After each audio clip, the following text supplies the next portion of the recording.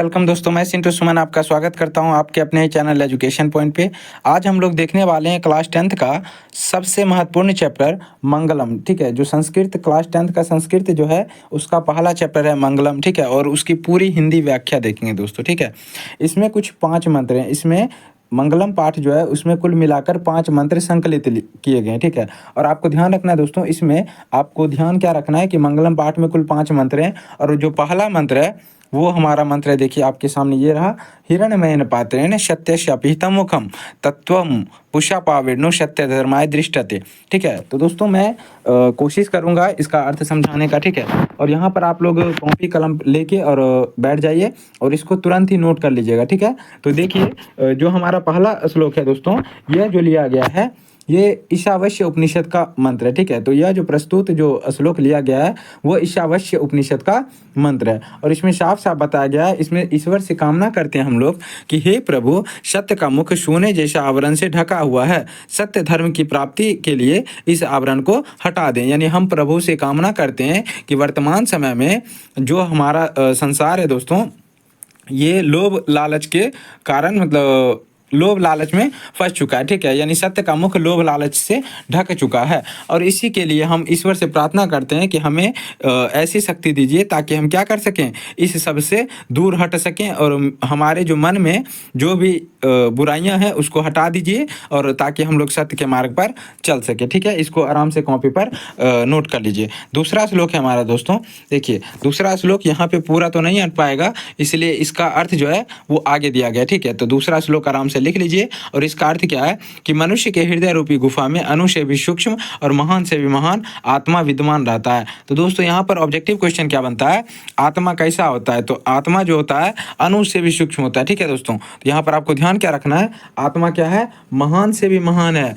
और अणु से भी छोटा होता है। ठीक है, जो कि मनुष्य के हृदय रूपी गुफा में बंद रहता है और विद्वान लोग इसी आत्मा पर कंट्रोल कर लेते हैं और विद्वान शोक रहित होकर उस परमात्मा को देख पाते हैं। ठीक है, और आई होप आपको वीडियो पसंद आ रहा है, तो अगर पसंद आ रहा है तो वीडियो को लाइक कर दीजिए और चैनल पर पहली बार आए हैं तो चैनल को भी सब्सक्राइब कर लीजिए। ठीक है, तो देखिए दूसरा जो श्लोक है दोस्तों, आपको ध्यान रखना है, यह जो श्लोक है वो कठोपनिषद से लिया गया। ठीक है, तो पहला श्लोक जो था वो ईशावास्य उपनिषद का महामंत्र था, दूसरा जो है ये कठोपनिषद का मंत्र है। चलिए तीसरा जो हमारा श्लोक है, सत्यमेव जयते नान्यर्थम सत्येन पंथता वित्यो देवायान। ठीक है, तो देखिए इसका जो अर्थ है दोस्तों आगे दिया गया है, अर्थात सत्य की जीत होती है, झूठ की जीत नहीं होती है। सत्य के कारण ही देवलोक का रास्ता प्रशस्त होता है अर्थात खुलता है, यानी देवलोक का रास्ता सत्य के कारण ही खुल पाता है और ऋषि लोग देवलोक को प्राप्त करने के लिए सत्य को क्या करते हैं, प्राप्त करते हैं, जहाँ पर सत्य का सबसे बड़ा खजाना है। ठीक है, तो आई होप आपको पसंद आ रहा होगा, कॉपी पर इसको राइट तुरंत लिख लीजिए। ठीक है, तुरंत ही लिख लीजिए। चलिए अगला हमारा है, चौथा श्लोक है हमारा दोस्तों, यथा नद्य स्यंदमाना समुद्रे। ठीक है, तो देखिए इसका जो अर्थ है वो अभी बता देते हैं, यथा नद्य स्यंदमाना समुद्रे। इसको देखिए दोस्तों, उअस्तम गच्छन्ति नाम रूपे विहाया तथा विद्वाना नाम रूपे विमुक्ता परम परम पुरुष मुपैति दिव्यम। ठीक है, तो इसका जो अर्थ है दोस्तों, यानी एक सेकेंड, जिस प्रकार नदियाँ अपने नाम और रूप को छोड़कर समुद्र में मिल जाती हैं, ठीक उसी प्रकार विद्वान लोग भी अपने नाम और रूप को त्याग देते हैं और उस श्रेष्ठ परमात्मा को प्राप्त कर लेते हैं। ठीक है दोस्तों, चलिए अगला हमारा चौथा जो श्लोक था, इसके बाद 5वां श्लोक है क्या हमारा दोस्तों, वेदामहेतम पुरुषम महांतम आदित्य वर्णम तपस प्रशस्ताता त्वमेव विदित्वाति मृत्युमेति नान्य पंथा विद्येते यनाना। ठीक है, ये जो हमारा श्लोक है इसका अर्थ है दोस्तों, ये पुरुष मतलब जो परमात्मा है वो बोलते हैं, मुझे ये महान पुरुष जानो जो प्रकाश स्वरूप में अंधकार के भी आगे हैं। ठीक है दोस्तों, उनसे आगे कोई भी नहीं है, उसी को जानकर मृत्यु को प्राप्त किया जाता है। इसके अलावा संसार में कोई भी मार्ग ऐसा नहीं है जिससे इस मोह माया से दूर हटा जा सके। ठीक है, अर्थात आत्मज्ञान के बिना मोक्ष की प्राप्ति संभव नहीं है। ठीक है, तो आई होप आपको वीडियो अच्छा लग रहा होगा। 5वां श्लोक हम लोगों ने कंप्लीट कर लिया है और आपको इसको लिख लेना है। चलिए ये जो श्लोक है दोस्तों, ये हमारा लास्ट श्लोक था और ये जो श्लोक है वो श्वेताश्वर उपनिषद से लिया गया है। ठीक है, देखिए यहाँ बारी बारी से देखते हैं, ये हमारा 5वां श्लोक श्वेताश्वर उपनिषद से लिया गया है, जबकि ये जो चौथा श्लोक है दोस्तों, ये मुंडकोपनिषद का महामंत्र है। और देखिए ये जो हमारा श्लोक है 3 नंबर, ये भी एक प्रकार से मुंडकोपनिषद का ही महामंत्र है, ठीक है। तो ये क्वेश्चन आता है सत्यमेव जयते नान्यतम, यह जो श्लोक है किस मंत्र का है, तो किस मंत्र से संकलित है, आपको ध्यान रखना है। यह जो श्लोक है दोस्तों वो मुंडकोप मंत्र से संकलित है, ठीक है। तो चलिए अब हम लोग चलते हैं ऑब्जेक्टिव की ओर। तो इसके बहुत सारे ऑब्जेक्टिव हैं जो कि आपको बहुत ही अच्छा लगेगा। पहला हमारा क्वेश्चन है, उपनिषद के रचनाकार कौन है, ठीक है। तो दोस्तों उपनिषद जो हैं उनके रचनाकार कौन है, यह हमारा पहला क्वेश्चन है, ठीक है दोस्तों। तो आपको अगर देखिए, अगर आपको वीडियो पसंद आ रही है तो लाइक कर दीजिए, ठीक है। तो इसका उत्तर आप लोग को कमेंट बॉक्स में देना है, ये सबसे हल्का क्वेश्चन है, ठीक है दोस्तों। अगर आपको नहीं पता होगा तो कमेंट बॉक्स में बोलिएगा, मैं इसका जवाब कमेंट बॉक्स में दे दूंगा। चलिए दूसरा हमारा क्वेश्चन है, मंगलम पाठ के रचयिता कौन है, ठीक है। तो दोस्तों आप लोग को पता होना चाहिए, जो मंगलम जो पाठ है इसका देखिए मंगलम पाठ के रचनाकार कौन है। तो दोस्तों आप लोग को पता होना चाहिए, मंगलम जो पाठ है वो महर्षि वेद व्यास द्वारा लिखा गया है, ठीक है। और दोस्तों देख लीजिए, महाभारत जो है वो भी एक प्रकार से वेद व्यास द्वारा ही लिखा गया है, ठीक है। और इसके पहले क्वेश्चन का आंसर भी यही होगा। लेकिन चलिए अगला क्वेश्चन है हमारा, मंगलम पाठ में कितने मंत्र संकलित हैं। तो दोस्तों मंगलम पाठ में कुल 5 मंत्र संकलित है, ठीक है। और पहला जो मंत्र है दोस्तों वो ईशावास्य उपनिषद का है, दूसरा मंत्र कठोपनिषद का है, तीसरा मंत्र मुंडकोपनिषद का है, चौथा मंत्र मुंडकोपनिषद का है, और पांचवा जो मंत्र है श्वेताश्वर उपनिषद का है, ठीक है दोस्तों। चलिए अगला हमारा क्वेश्चन है 4 नंबर क्वेश्चन है, अणु से भी छोटा कौन सा होता है। तो दोस्तों अणु से भी सूक्ष्म आत्मा होता है, आत्मा अणु से भी सूक्ष्म और महान से भी महान होता है। चलिए अगला क्वेश्चन है हमारा, किसकी जीत होती है। तो सत्यमेव जयते, ये बोला भी जाता है दोस्तों, हर एक मुद्रा पर हर एक रुपया पर लिखा रहता है, अर्थात सत्य की जीत होती है। तो दोस्तों सत्य थोड़ी देर के लिए घबरा सकता है, डर सकता है, लेकिन कभी भी हार नहीं सकता, ठीक है। तो लेट ही सही लेकिन सत्य की जीत अवश्य होती है। चलिए अगला हमारा क्वेश्चन है 6 नंबर, बहती नदियां कहाँ मिलती हैं। तो देखिए दोस्तों आप लोग को पता होना चाहिए, अभी श्लोक में हम बताए थे, जिस प्रकार नदियां नाम और रूप को छोड़कर समुद्र में मिलती हैं, तो उसी प्रकार विद्वान लोग भी अपने नाम और रूप को छोड़कर और उस श्रेष्ठ परमात्मा को प्राप्त कर लेते हैं। तो इस हिसाब से ऑप्शन नंबर सी इसका राइट उत्तर हो जाएगा। चलिए अगला क्वेश्चन हमारा, जंतु के हृदय रूपी गुफा में क्या स्थित है। तो देखिए दोस्तों, मनुष्य के हृदय रूपी जो गुफा है उसमें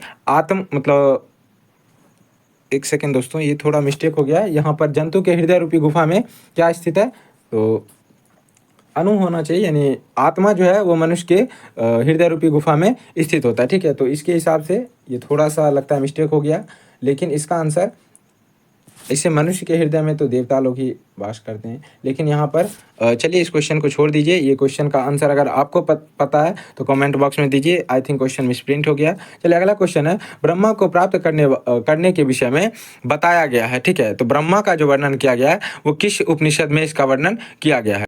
ब्रह्मा को प्राप्त करने के विषय में बताया गया है। तो दोस्तों आपको पता होना चाहिए, ब्रह्मा को प्राप्त करने के विषय में मुंडकोपनिषद में बताया गया, ठीक है। तो ऑप्शन नंबर डी इसका राइट उत्तर हो जाएगा, ठीक है। तो चलिए 8 नंबर क्वेश्चन, इससे पहला जो क्वेश्चन है दोस्तों वो 7 नंबर क्वेश्चन था, जंतु के हृदय रूपी गुफा में क्या स्थित है। तो दोस्तों इसका right Uttar option number A होना चाहिए, ठीक है। क्योंकि जंतु के हृदय रूपी गुफा में राक्षस तो रहेगा नहीं और शरीर भी नहीं होगा, देवता कहाँ से रहेंगे, ठीक है।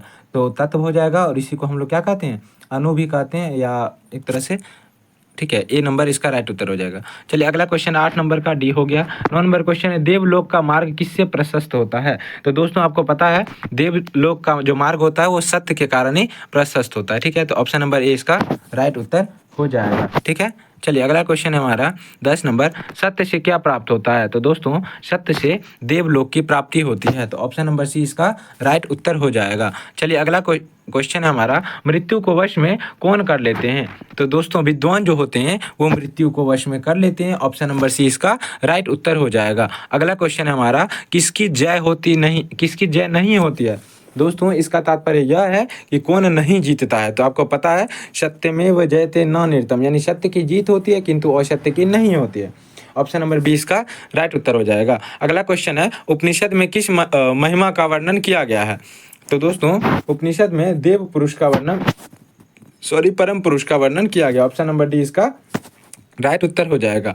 अगला क्वेश्चन है 14 नंबर, उपनिषद की संख्या कितनी है? तो दोस्तों उपनिषद की संख्या 108 है, ठीक है। ऑप्शन नंबर 20 का राइट उत्तर हो जाएगा। अगला क्वेश्चन है, आत्मा के गूढ़ रहस्य की व्याख्या किसमें की गई है? तो आत्मा के बारे में दोस्तों, आत्मा की गूढ़ रहस्य की व्याख्या मुंडकोपनिषद में ही की गई है, ठीक है।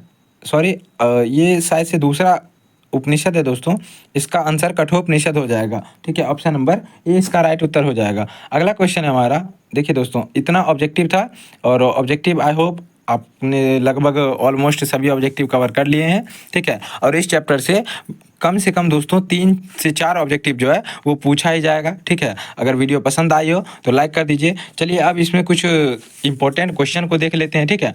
तो चलिए, अगर वीडियो पसंद आए तो दोस्तों लाइक कर दीजिए, ठीक है, और वीडियो को ज़्यादा से ज़्यादा शेयर भी कर दीजिए, ठीक है। और ध्यान रखिए, इस चैनल को सब्सक्राइब जरूर कर लीजिए ध्यान से, ठीक है। आप लोग वीडियो तो देखते हैं लेकिन चैनल को सब्सक्राइब नहीं करते, कर लीजिए दोस्तों। चलिए अगला है हमारा, परमात्मा की महिमा का वर्णन किसमें किया गया है? तो दोस्तों परमात्मा की महिमा का जो वर्णन है वह श्वेताश्वर उपनिषद में किया गया है। ऑप्शन नंबर सी इसका राइट उत्तर हो जाएगा, ठीक है। अगला हमारा क्वेश्चन है, ज्ञानी लोग और अज्ञानी लोग में क्या अंतर, मतलब ये जो अंतर है वो किस उपनिषद में बताया गया है, ठीक है।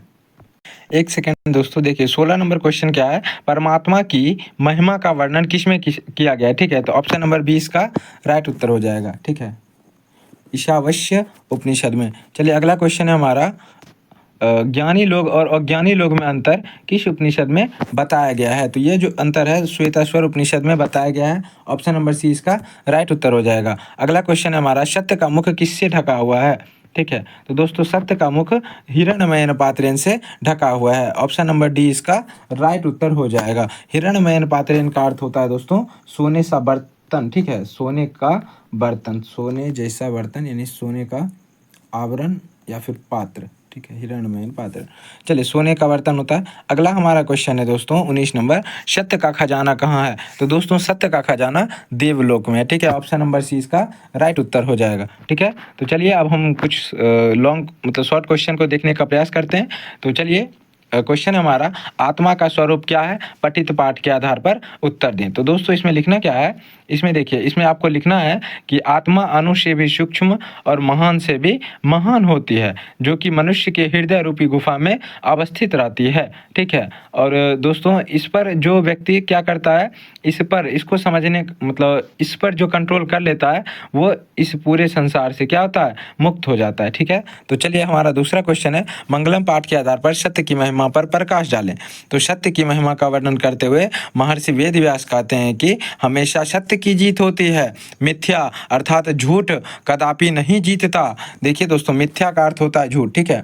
यहाँ पर अगर मिथ्या शब्द आया है तो इसका अर्थ क्या होगा दोस्तों, झूठ। तो झूठ कभी भी जीत नहीं सकता है, ठीक है, यानी झूठ की जीत नहीं होती है। सत्य से ही देवलोक का रास्ता प्रशस्त होता है, यानी सत्य से ही देवलोक का रास्ता खुलता है। मोक्ष प्राप्त करने के लिए ऋषि लोग सत्य को प्राप्त करने के लिए देवता मतलब देवलोक जाते हैं, क्योंकि देवलोक सत्य का सबसे बड़ा खजाना है। चलिए अगला क्वेश्चन हमारा, विद्वान पुरुष ब्रह्म को किस प्रकार प्राप्त करते हैं? तो मुंडकोप उपनिषद में महर्षि वेदव्यास जी कहना चाहते हैं कि जिस प्रकार बहती हुई नदियां अपने नाम और रूप को छोड़कर समुद्र में मिल जाती हैं, ठीक उसी प्रकार विद्वान व्यक्ति भी अपने नाम और रूप को छोड़कर उस श्रेष्ठ परमात्मा को प्राप्त कर लेते हैं। चलिए अगला क्वेश्चन है 4 नंबर, महान लोग संसार रूपी सागर को कैसे पार करते हैं? तो दोस्तों ये हमेशा जानते हैं, ये हमारा लास्ट श्लोक था, उसमें बताया गया था श्वेताश्वर उपनिषद में ज्ञानी लोग कहते हैं, यानी खुद को क्या कहते हैं, ज्ञानी लोग और अज्ञानी लोग में अंतर स्पष्ट किया गया है। और महर्षि वेदव्यास कहते हैं कि अज्ञानी लोग अंधकार स्वरूप और ज्ञानी प्रकाश स्वरूप हैं, यानी महान लोग इसे समझकर मृत्यु को प्राप्त कर जाते हैं, क्योंकि संसार रूपी सागर को पार करने का इससे बढ़कर अन्य कोई रास्ता नहीं है। 5 नंबर हमारा क्वेश्चन है, मंगलम पाठ के आधार पर आत्मा की विशेषताएं बतलाएं, ठीक है। तो आत्मा के बारे में बताया गया दोस्तों, मंगलम पाठ में संकलित कठोपनिषद से यह मंत्र लिया गया है। और महर्षि वेदव्यास जी कहते हैं कि प्राणियों की आत्मा हृदय रूपी गुफा में बंद है, यह मनुष्य से सूक्ष्म और महान से भी महान है, इस आत्मा को वश में नहीं किया जा सकता। विद्वान लोग शोक रहित होकर परमात्मा अर्थात ईश्वर के दर्शन कर पाते हैं। ठीक है, आई होप आपको वीडियो बहुत ही पसंद आया होगा, और अगर चैनल पर पहली बार हैं तो चैनल को सब्सक्राइब कर लीजिए। ठीक है, और thanks for watching, bye bye. ठीक है दोस्तों।